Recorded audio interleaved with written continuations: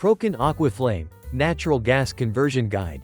Before starting, make sure the gas supply is off, all the gas source is disconnected, and the unit is cool. Remove all fire glass from the fire bowl. Carefully remove the fire bowl. Disconnect the flex gas tube from the orifice. Remove the propane orifice.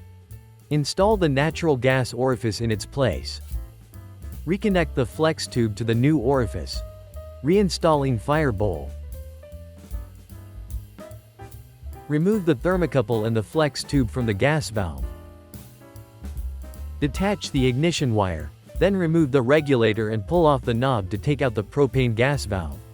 Remove the valve wire from the propane valve, and connect it to the natural gas valve. Install the natural gas valve, then reattach the thermocouple, flex tube, and ignition wire.